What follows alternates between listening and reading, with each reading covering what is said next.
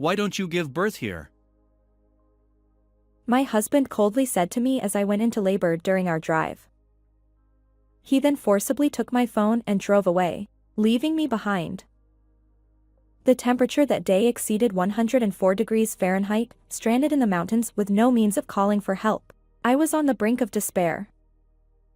I couldn't understand why my husband would do something so cruel.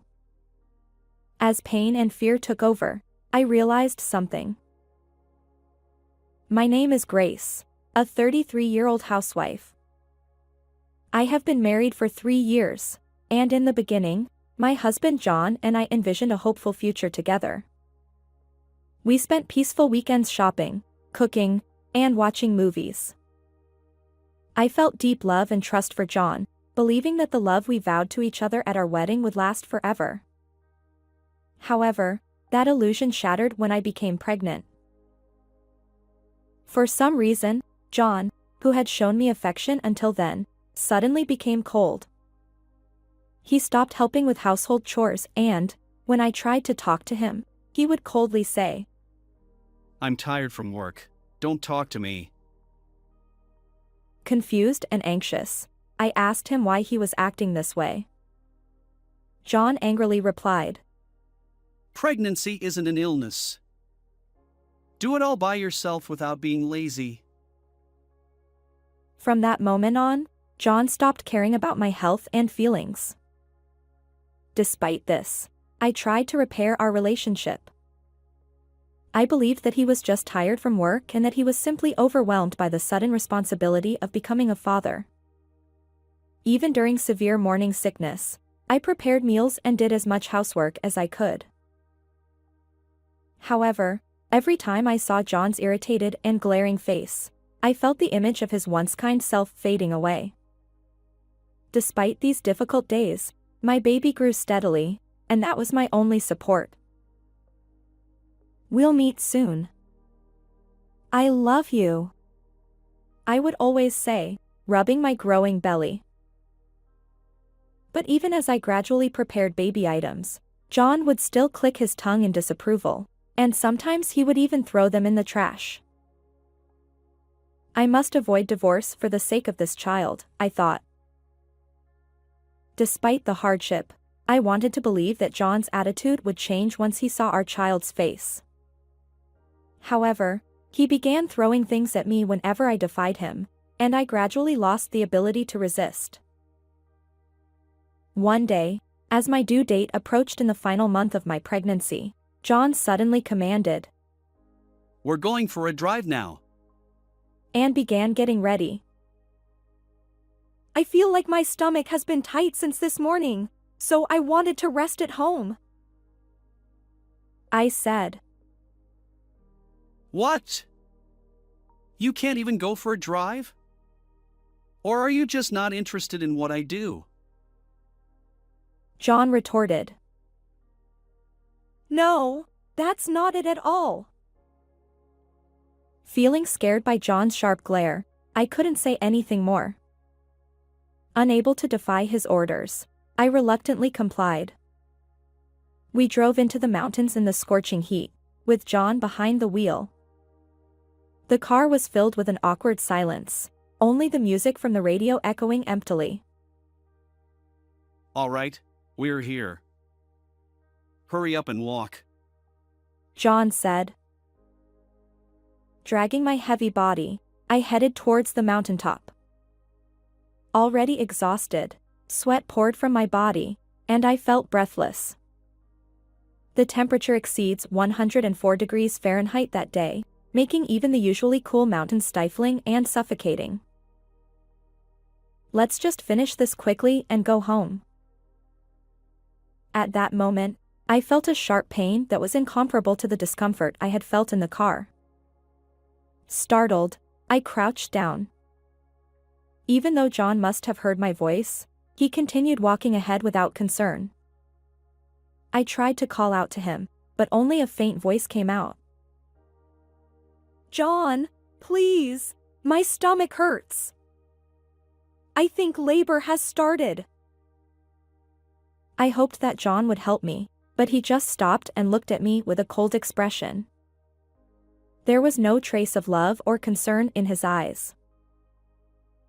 "Please, take me to the hospital right now," I pleaded. What? Why don't you give birth here? John sneered, looking down at me with a smirk. My heart sank into despair. "What do you mean?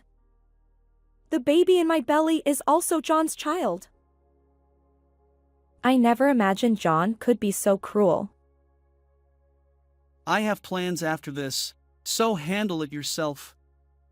John said, forcibly taking my phone from my bag. "Wait, what are you going to do with that?" I asked. It's your punishment for using pregnancy as an excuse to slack off on housework. Reflect on it here. He replied with a faint smile, putting my phone in his pocket and getting back into the car. "Please, wait, John, don't go," I cried out in despair, my voice echoing through the mountains as John drove away, leaving me with no means to call for help. As the heat haze rose and the sound of insects pierced my ears, I tried to seek help, but my strength finally gave out, and I lost consciousness. 6 hours later, suddenly, the phone rang. John's angry voice echoed through the hospital room. What the hell? You bought a new phone without telling me? And, was a baby born? This is the police. Your wife has passed away. What? John lost his bravado upon hearing the unexpected voice on the other end, and he could only respond nervously. Anyway, please come to the hospital. A few minutes later, the sound of hurried footsteps approached from the hallway, and John burst into the hospital room. Are you the husband? Ha! Who are you? The police? John suspiciously eyed the casually dressed woman in the room. I am Nora, a friend of Grace. She contacted me for help, and I headed to the mountains. She explained the situation to John. I rushed her to the hospital, but unfortunately, it was too late. Nora lowered her eyes sadly, looking apologetic. Why was Grace, who was in her final month of pregnancy, alone in such a place? I don't know. I couldn't ask her that. I see. And the baby? Unfortunately, the baby too. John began to sniffle and then started to cry. I can't believe Grace is gone. Are you sure you have no idea why Grace was in the mountains? Nora slowly raised her head and asked him solemnly. Of course. I wasn't told anything. I see. Then, please look at Grace's face. As John looked at my face lying on the bed, I suddenly opened my eyes wide. Ha!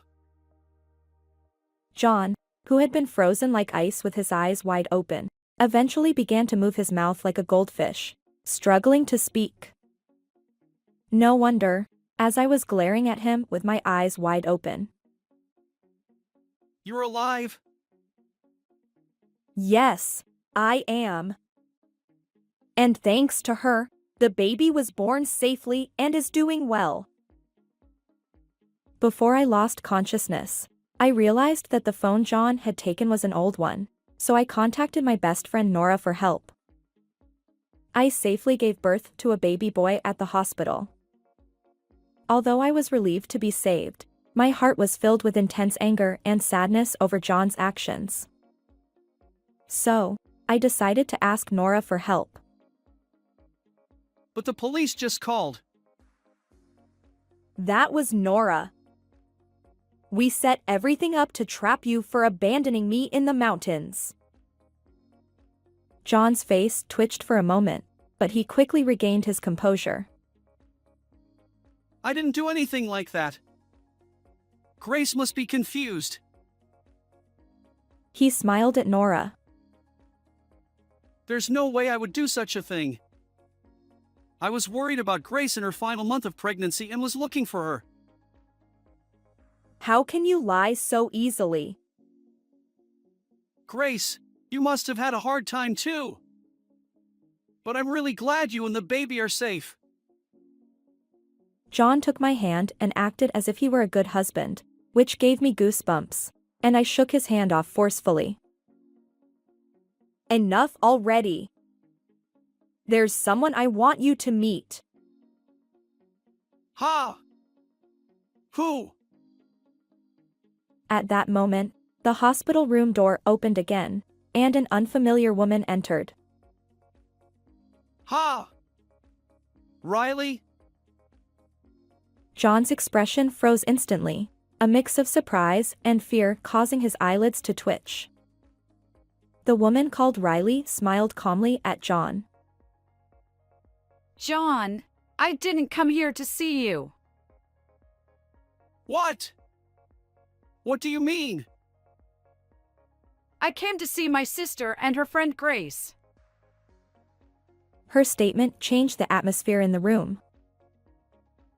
You were having an affair with Riley, weren't you? What? When I showed your photo to Nora, she said you looked like her sister's boyfriend, so I had her call Riley here. Nora, who had been living abroad until recently, didn't know John's face well. When I showed her the photo again, it led to an unexpected development. There's no proof. Trying to cover up, John darted his eyes around nervously. I held up Nora's phone. Can you still deny it after seeing this photo? It was a lovey-dovey photo of Riley and John, with John deliberately removing his wedding ring. I was shocked when Nora told me. If I had known you were married, I wouldn't have dated you. It's despicable to make me your mistress. That's why I decided to help Grace. Like me, Riley was also a victim. With tears welling up in her eyes, she clearly expressed her feelings. I was surprised. I never imagined John's mistress would be my best friend's sister. An affair? No, it's not like that. The only one I love is Grace. John, flustered by my questioning, couldn't stay silent. I will never forgive you for deceiving me. Riley took out her phone and pressed the play button. The voice that came out was John's. I love you, Riley. Let's get married. What the hell is this? Why did you record this? Clenching his fists and trembling, John was glared at by Riley with hatred. As soon as I heard from Nora, I contacted you to confirm if it was true.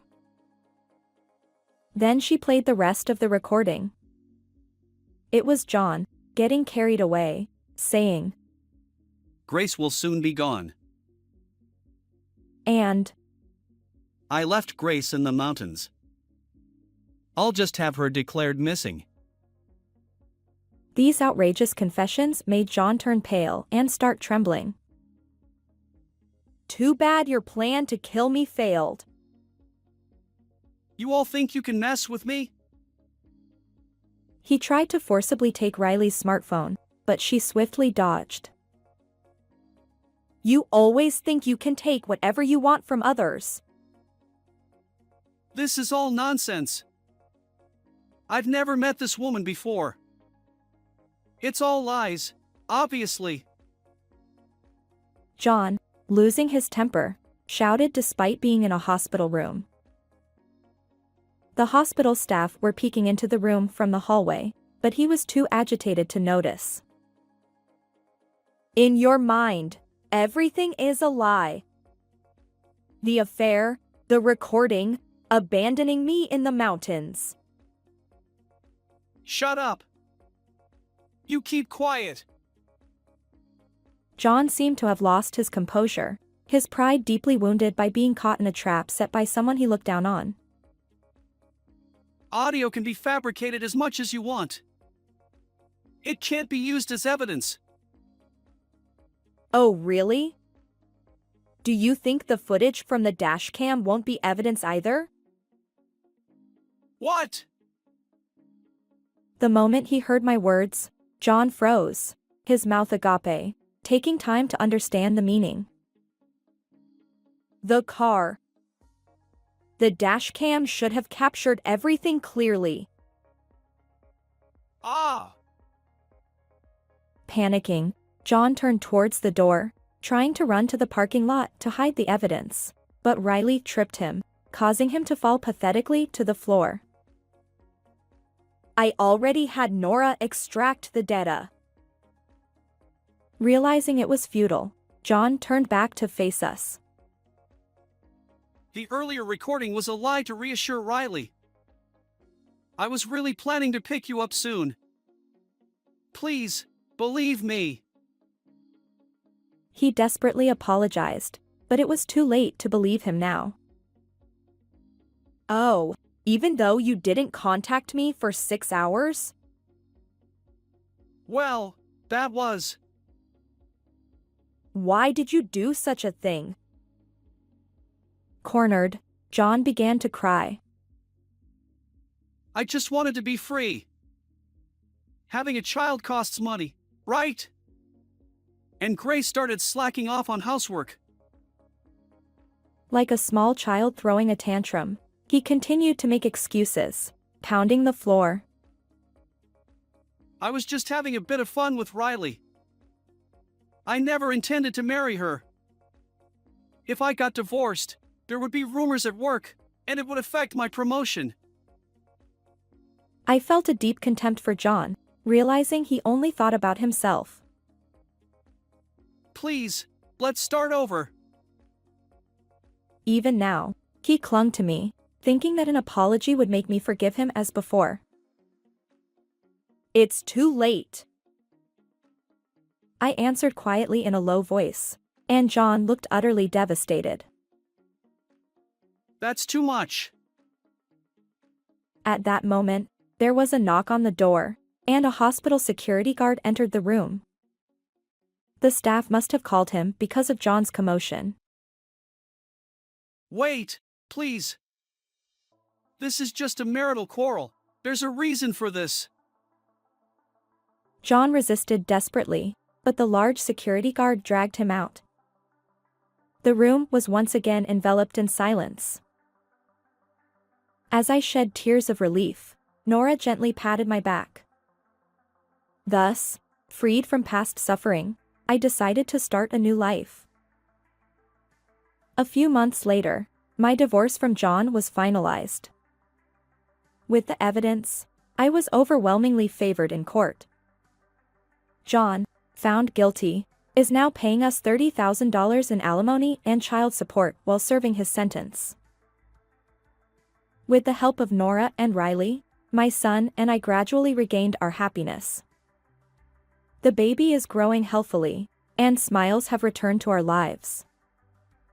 Through this experience, I decided never to sacrifice myself again, no matter what difficulties come my way. Life is unpredictable.